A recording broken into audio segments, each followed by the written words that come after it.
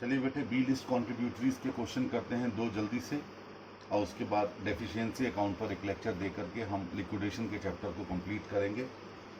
देखिए, question number 15 होगा आपकी बुक में बी लिस्ट कॉन्ट्रीब्यूटरी का, जरा एक बार निकाल लीजिएगा। In winding up of Ashoka Limited which commenced on 15 September 2002. नहीं, ये है unfortunate limited when into voluntary liquidation, जिसमें ABCDE 5 वो दिए गए हैं। ABCDE number of shares transferred 2000, 1800, 1200, 1000 और 500. नंबर ऑफ शेयर ट्रांसफर 20, 25, 10, 40, 5 वाला है। एक मिनट।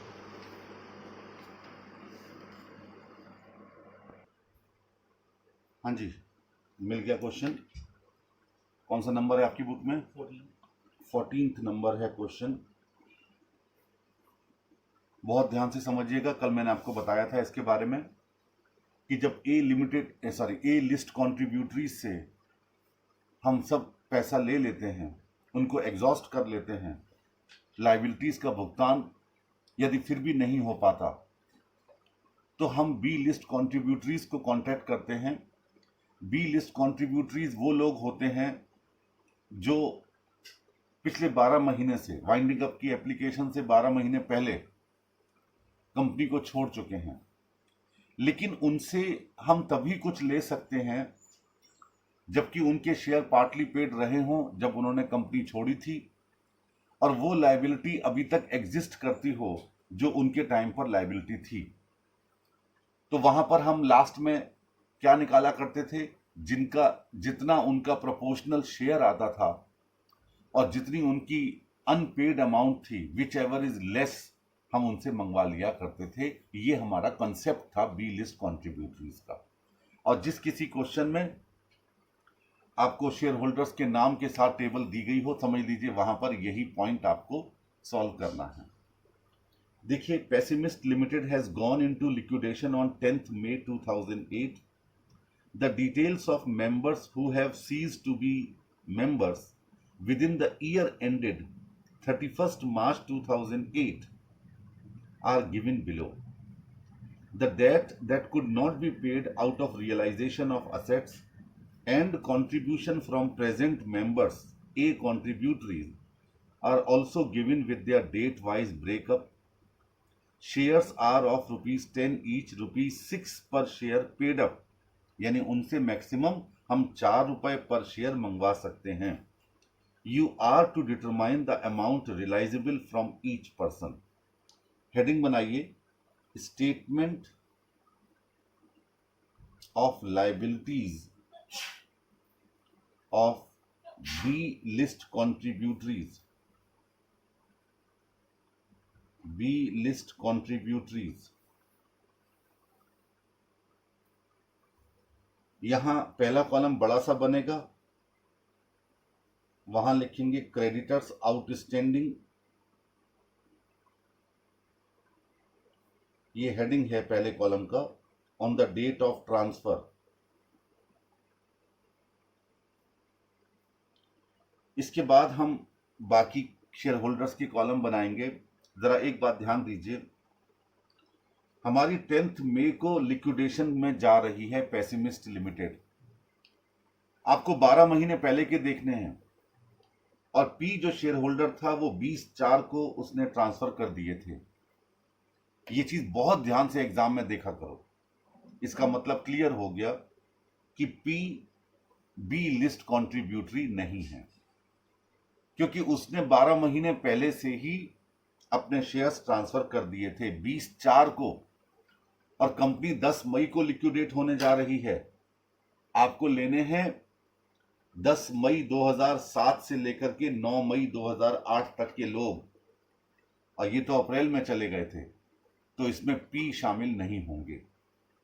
क्यू कब गए हैं? 15 मई को शामिल होंगे, उसके बाद आरएसटी तो होंगे ही होंगे क्योंकि वो उसके बाद गए हैं। तो अब आप कॉलम बना लीजिए, क्यू आर एस टी, और लास्ट में अमाउंट टू बी पेड। ये लास्ट कॉलम है, amount to be paid to creditors. Q के नीचे लिखिए 1200 शेयर्स, ये ऊपर की हेडिंग ही चल रही है अभी टेबल में जो कॉलम बन रहे हैं उसकी। आर के नीचे लिखिए 1500 शेयर्स, एस के नीचे लिखिए 800 शेयर्स, ये इनका रेशियो निकालने में काम आएगा, और पी के नीचे लिखिए 500 शेयर्स। अब हम टेबल को नीचे से अंडरलाइन करके, ये तो टेबल के कॉलम्स के हेडिंग हो गए, बस यही टेबल बनती है और ज्यादा कुछ नहीं बनता। देखिए यहां पर जो अनपेड डेट्स हैं वो 3000, 5000, 9200, 10,500 और 11,000। क्या चीज नोट कर रहे हैं आप इन फिगर्स को देख करके कि ये लगातार बढ़ रहे हैं। इसका मतलब ये क्यूमुलेटिव फिगर है। इसका मतलब जब क्यू रिटायर हो रहा था तो 5,000 रुपए के डेट अभी तक आउटस्टैंडिंग है। जब आर रिटायर हो रहा था तो 9,200 के हैं। इसका मतलब इन 9,200 में से 5,000 वो वाले हैं जब क्यू रिटायर हो रहा था। फिर 10,500 में 9,200 ऑलरेडी ऐड है। फिर 11,000 में 10,500 ऐड हैं, यानी एक दूसरे में ये इंक्लूडेड हैं, यानी ये क्यूमुलेटिव फिगर्स हैं। क्वेश्चन में ये बात जरूर देख लिया करो, कई बार फिगर अलग अलग होती हैं तो वो फिर क्यूमुलेटिव नहीं मानी जाती, लेकिन जब लगातार बढ़ रही हैं तो उसे क्यूमुलेटिव माना जाता है। अब आ जाइए पहले कॉलम में, लिखिए डेट 15/5/2007 और उसी कॉलम में लिखिए, ऊपर आप लिख चुके थे क्रेडिटर्स आउटस्टैंडिंग, तो यहां पर थ्योरी कुछ मत लिखिए, खाली अमाउंट लिखिए 5,000। गौर कीजिएगा ये 5,000 रुपए की लाइबिलिटी उस दिन आउटस्टैंडिंग थी और उस दिन क्यू आर एस टी चारों शेयर होल्डर थे, क्योंकि आर क्यू के बाद अपने शेयर को ट्रांसफर किया है, एस ने और बात किया है, टी ने और बात किया है, तो ये चारों थे। तो ये 5,000 रुपए की रकम चारों अपने अपने नंबर ऑफ शेयर्स में बांटेंगे। तो ये निकल के आ गई क्यू की 1,500, आर की 1,875, एस की 1,000, 625 टी की, और लास्ट वाले कॉलम में लिख दीजिए 5,000 रुपए। ये आपने किस रेशियो में बांटा? उनके नंबर ऑफ शेयर्स के रेशियो में। 1200, 1500, 800, 500, 12, 15, 27 और 8, 35 और 5, 40, 12/40, 15/40, 8/40, 5/40। ठीक हो गया। चलिए 15/5 के बाद अगला 18/9, 18/9/2007। अब अंदर के कॉलम में लिखिए 9200 लेस 5,000। अब सिर्फ हम 4,200 बांटेंगे, क्योंकि 5,000 तो हम पहले से ही बियर करवा चुके हैं क्यू से, आर से, एस, टी से, लेकिन ध्यान रहे अब क्यू बियर नहीं करेगा क्योंकि क्यू उस वक्त जा चुका था। तो क्यू के नीचे डैश लगा दीजिए। अब रेशियो बना 15 और 8, 23 और 5, 28, 15/28, 8/28 एंड 5/28। तो ये आ गया 2,250, 1,200 और 750। आखिरी वाले कॉलम में लिख दीजिए 4,200। ठीक है। इसके बाद 24/12/2007 अमाउंट ही लिखनी है पहले वाले कॉलम में, और ये थी 10,500, जिसमें से हम 9200 ऑलरेडी एडजस्ट कर चुके हैं। कितना बचा? 1,300 रुपए। और उस दिन सिर्फ दो ही हमारे कॉन्ट्रीब्यूटरी थे, एस और टी। रेशियो था 8 और 5 यानी 13। तो 800 ये बियर करेगा, 500 ये बियर करेगा, और आखिरी वाले कॉलम में आ गया 1,300। धीरे धीरे करके शेयर होल्डर्स कम होते चले जाते हैं। 24/12 के बाद 12/3 को आ जाइए, 2008, 11,000, 10,500 ऑलरेडी हम इन पार्टनर्स में बांट चुके हैं। ये बचा 500, और ये कौन बियर करेगा? सिर्फ टी।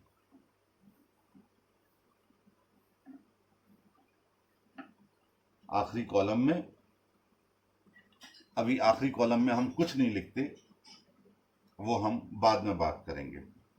फिलहाल आपने जो पहले कॉलम में कॉर्नर में सारी फिगर्स लिखी थी उनका टोटल किया तो वो आ गया 1100। अब सभी 11,000 सॉरी, अब सभी पार्टनर्स का कंट्रीब्यूटरीज का अपना अपना टोटल कर लीजिए। क्यू का आया 1500, आर का आया 4125, एस का आया 3000, टी का आया 2375। ठीक, अभी आखिरी वाले कॉलम में लास्ट ट्रांजैक्शन रुका हुआ है, उसमें कोई फिगर हमने अभी नहीं दिखाई है। अब इसके बाद आगे बढ़ते हैं, नीचे लिखेंगे maximum liability on shares.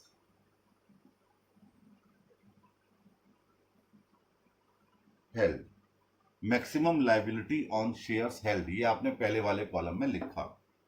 Q ने 1200 शेयर परचेज किए हुए थे और उनकी अनपेड अमाउंट थी 4 रुपए पर शेयर, यानी 4800। आर की 6000, एस की 3200 और टी की मात्र 2000।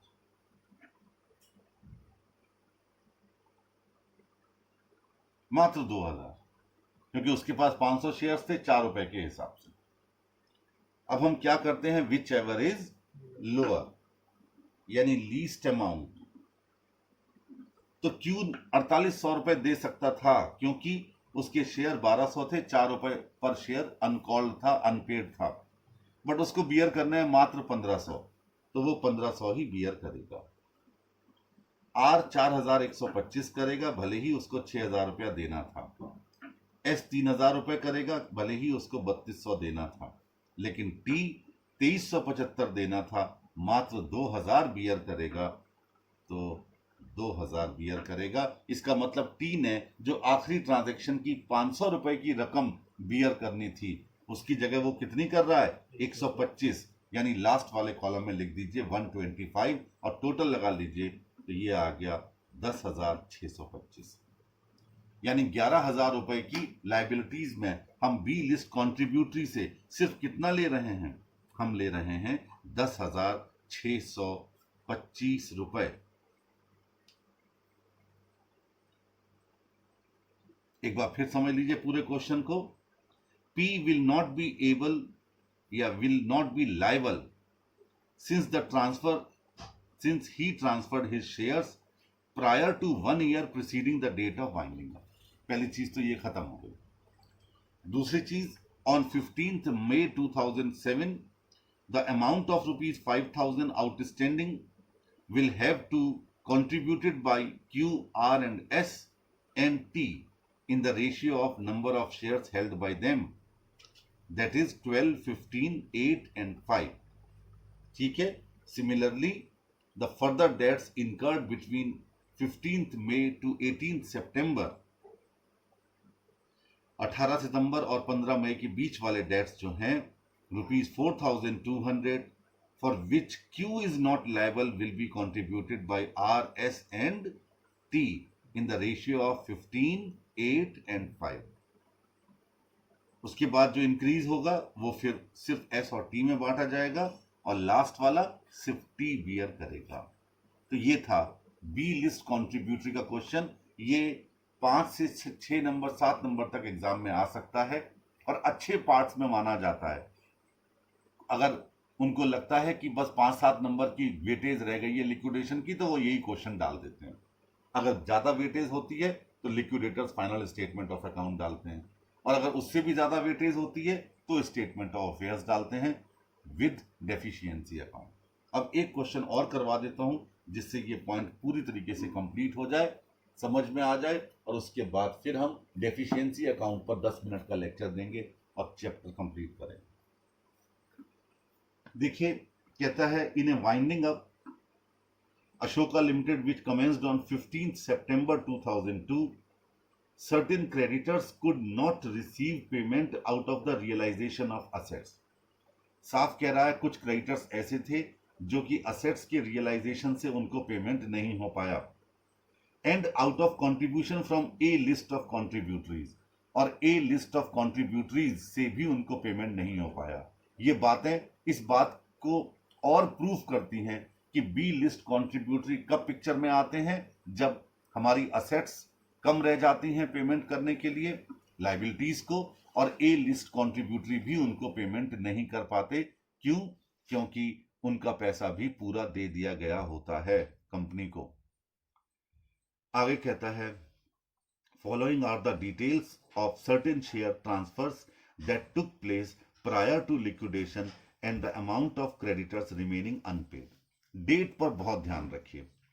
15 सितंबर था, इसमें ए 31 अगस्त को ही रिटायर हो गया। रिटायर से मेरा मतलब उस मेंबर नहीं रहा, तो ए को बिल्कुल कुछ भी बियर नहीं करना है। ए को पिक्चर में बिल्कुल नहीं लाओगे, आप पिक्चर में लाओगे बी सी डी ई, क्योंकि वो 20/9 को रिटायर हुआ था, मतलब ट्रांसफर किए थे उसने शेयर, तो फिर उसके बाद वाले सी डी ई तो बाद में ही होंगे। तो आपने जो लिस्ट बनाई थी, अब वहां शुरुआत कर दीजिएगा। पहला कॉलम वही क्रेडिटर्स आउटस्टैंडिंग अमाउंट वाला, फिर बी के नीचे लिखिए 1800 शेयर्स, बी के बाद है सी के पास शेयर्स थे 1200, सी के बाद है डी, शेयर्स थे 1000, उसके बाद है ई, शेयर्स थे 500, और लास्ट में था अमाउंट टू बी पेड।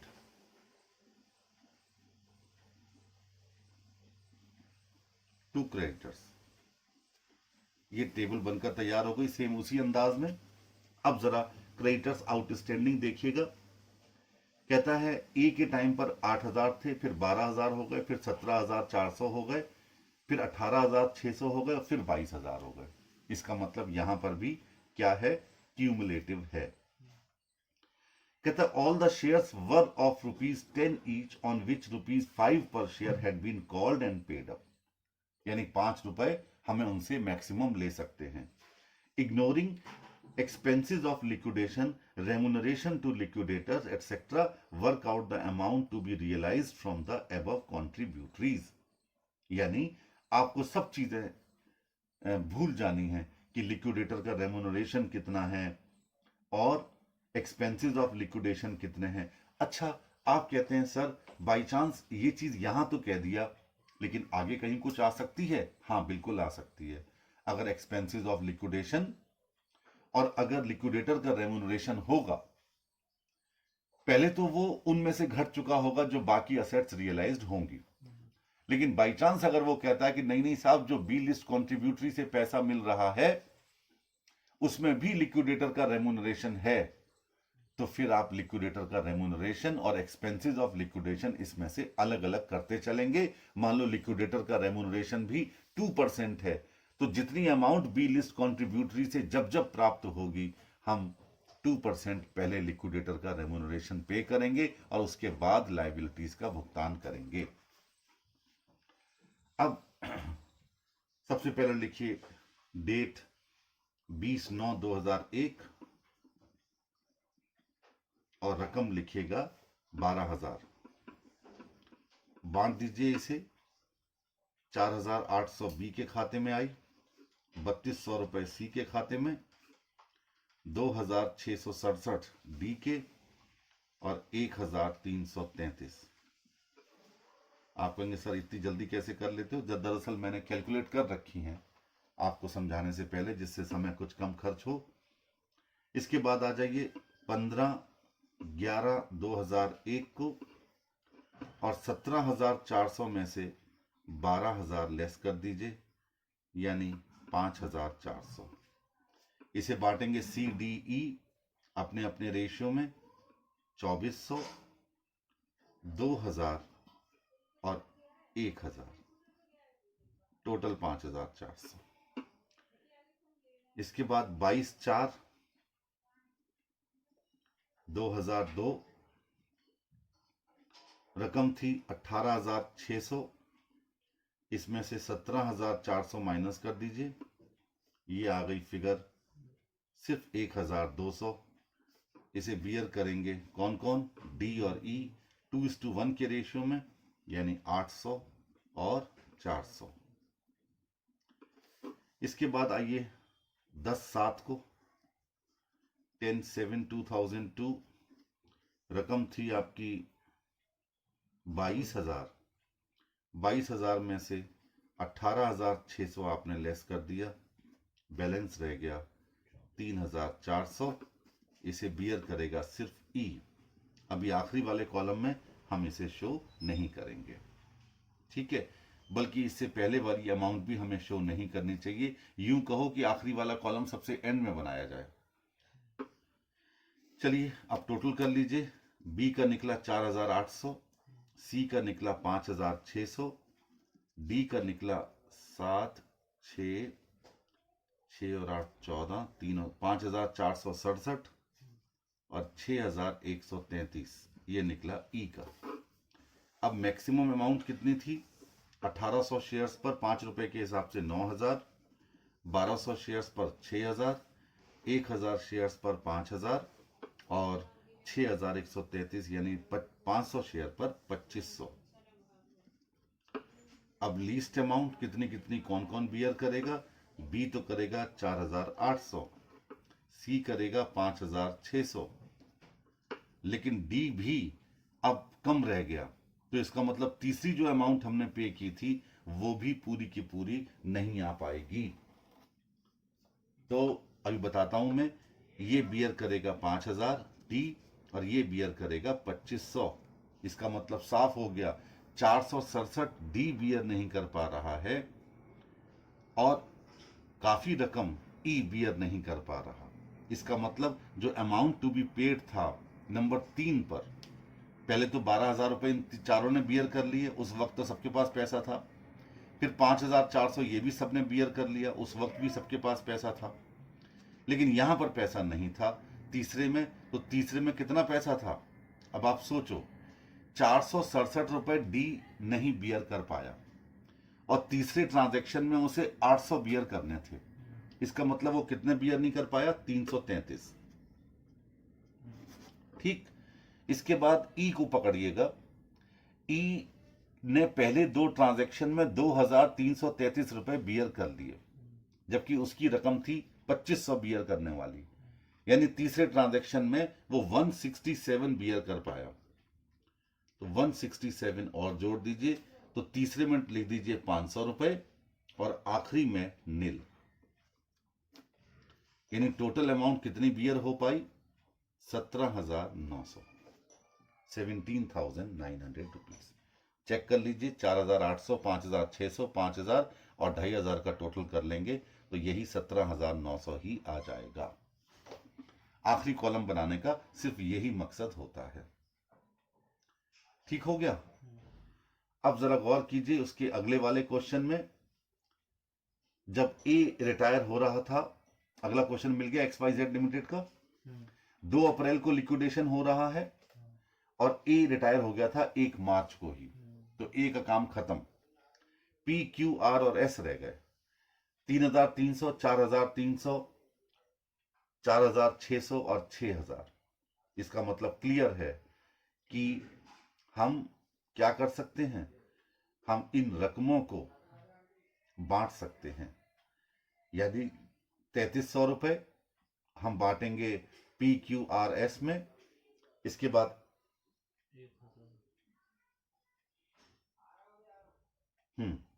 1,000 रुपए हम बांटेंगे सिर्फ 3 लोगों में, यानी क्यू, आर और एस में, और उसके बाद 300 रुपए हम बांटेंगे सिर्फ आर और एस में, और उसके बाद 1,400 रुपए हम बांटेंगे सिर्फ कितने, सिर्फ एस में। All the shares were of ₹10 each, ₹8 per share paid up, show the realization, the amount to be realized from the various persons listed above, ignoring expenses and remuneration to liquidator. ऊपर क्या कहा गया है, certain creditors could not receive payments out of the realization of assets and out of the contribution from A list contributories. The following are the details of certain transfers which took place in 2003 and 4। हो जाएगा? इस question को टिक लगाइएगा, इसे जरूर करना है। और आपकी स्टडी में एक दो क्वेश्चन, एक ही क्वेश्चन है शायद, उसे भी आज ही कीजिए, जिससे ये पॉइंट पूरी तरह कंप्लीट हो जाए। इसमें कुछ नई बात नहीं आती, जो आपको सामने रखा गया बस वही बात आती है। एक बार लायबिलिटीज को ध्यान से देख लीजिए, अगर वो लगातार बढ़ रही हैं तो वो क्यूमुलेटिव हैं, आपको लेस कर करके ही उसे बांटना है। और बाई चांस कभी क्यूमुलेटिव नहीं है तो ऊपर का हेडिंग पढ़िए और उसके बाद फैसला कीजिए कि वो क्यूमुलेटिव क्यों नहीं है। अब आइए हेडिंग डाल दीजिए डेफिशिएंसी अकाउंट। इस चैप्टर का आखिरी पॉइंट मैं शुरू करने जा रहा हूं।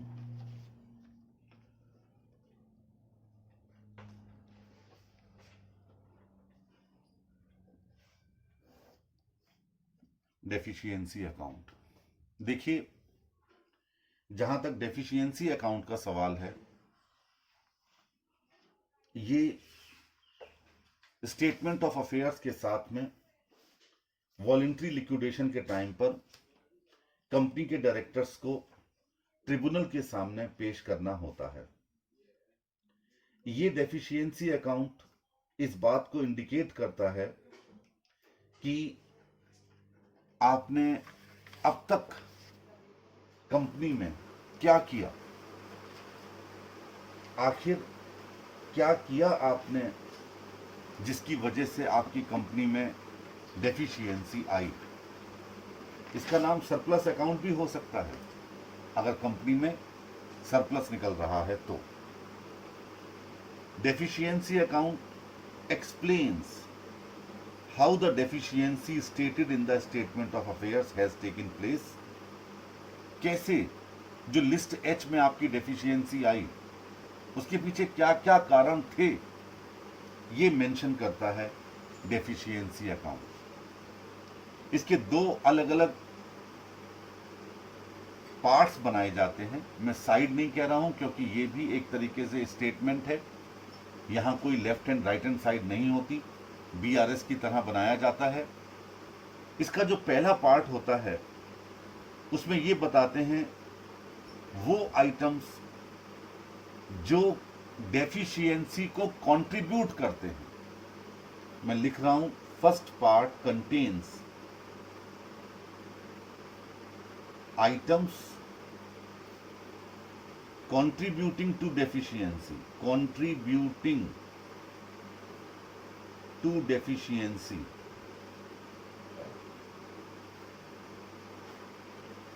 which start with the deficit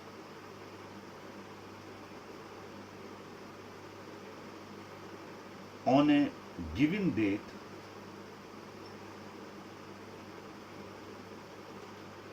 and contains every item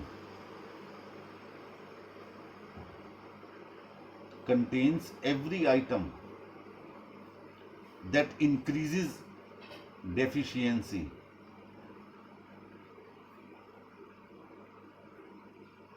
or reduces surplus।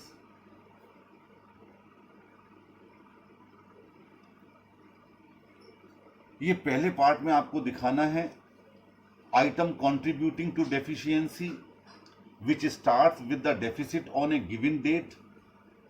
It contains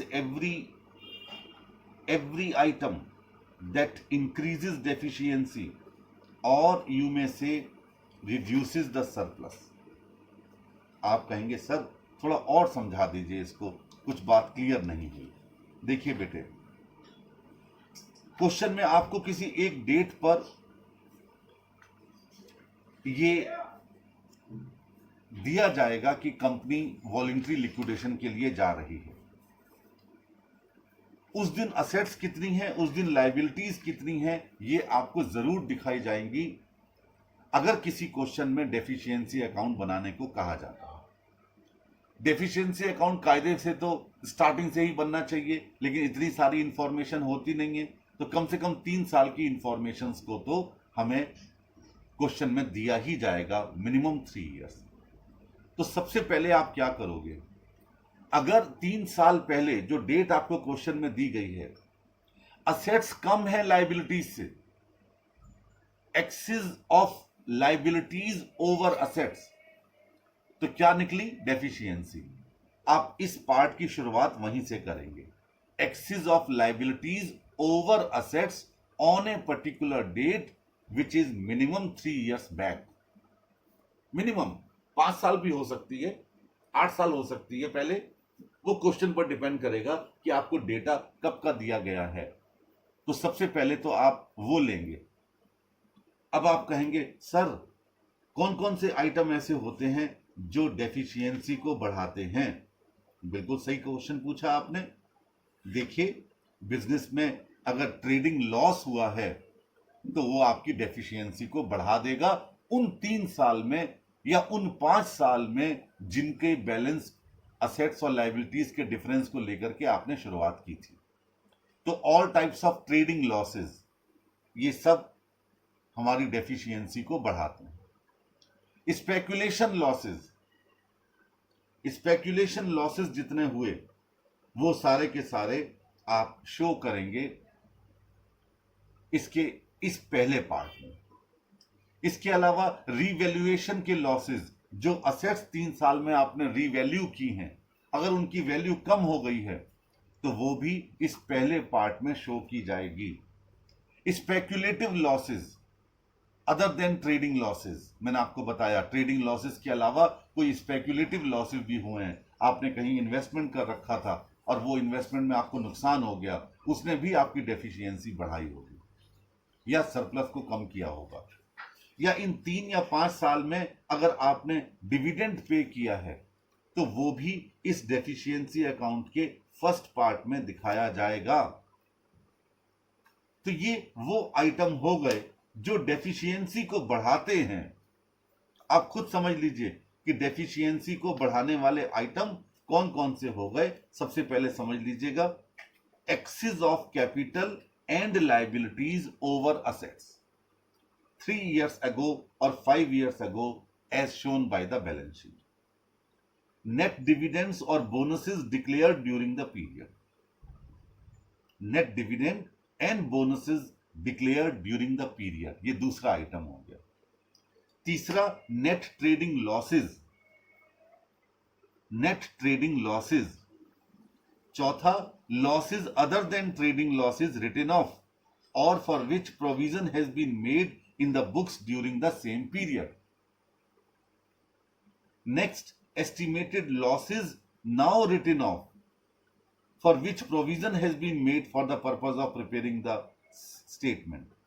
जैसे बेड डेट्स हो जाना, गुडविल अगर आपकी थी आज 0 हो जाना, बिल्डिंग की वैल्यू कम हो जाना, प्लांट की वैल्यू कम हो जाना, फिक्सचर्स स्टॉक की वैल्यू कम हो जाना। हाँ, अगर कोई वर्कमैन कॉम्पनसेशन निकला जिसका आपने प्रोविजन नहीं बना रखा था तो वो भी यहीं पर आएगा, क्योंकि वो भी आपकी डेफिशिएंसी को बढ़ा देगा, बशर्ते कि आपने उसका कोई प्रोविजन ना बना रखा हो। चलिए, बहुत अच्छी बात है। इन सबको दिखाने के बाद ये तो पार्ट ए हो गया। इसके बाद हम दिखाते हैं पार्ट बी। उसमें क्या है? Items reducing deficiency. वो आइटम दिखाए जाते हैं जिन्होंने डेफिशिएंसी को रिड्यूस किया वहां पर, या इंक्रीजेस सरप्लस को बढ़ाया। और ये भी उतने पीरियड के दिखाए जाते हैं जितने पीरियड से आपने स्टार्ट किया था। मान लो 3 साल पहले या 5 साल पहले जब आपको डेटा दिया गया है, हमारी असेट ज्यादा थी। किससे? लायबिलिटीज और कैपिटल से। तो फिर उसका डिफरेंस यहां आएगा। अगर लायबिलिटीज और कैपिटल ज्यादा थी तो वो डेफिशिएंसी को बढ़ाता था, तो हमने उसे फर्स्ट पार्ट में दिखाया, और बाई चांस असेट ज्यादा थी तो उसे आप सेकंड पार्ट में दिखाएंगे। ऊपर आपने ट्रेडिंग लॉसेस लिखे तो नीचे ट्रेडिंग प्रॉफिट्स आएंगे। ऊपर स्पेक्युलेटिव लॉसेस लिखे तो नीचे स्पेक्युलेटिव प्रॉफिट आएंगे। ऊपर आपने असेट्स के रीवैल्यूएशन में अगर कोई कमी आ गई है वो दिखाया, तो नीचे रीवैल्यूएशन में कोई असेट बढ़ गई है तो वो आएगा। यानी बिल्कुल रिवर्स हो गया। और अगर आपके स्टेटमेंट ऑफ अफेयर्स में लिस्ट एच में डेफिशिएंसी निकल रही है तो इसके पहले पार्ट का टोटल दूसरे पार्ट के टोटल से उतना ही ज्यादा होगा जितना स्टेटमेंट ऑफ अफेयर्स में आपने डेफिशिएंसी निकाली है। उससे आपके उत्तर की जांच हो जाएगी। सुन लीजिए मेरी बात को दोबारा से।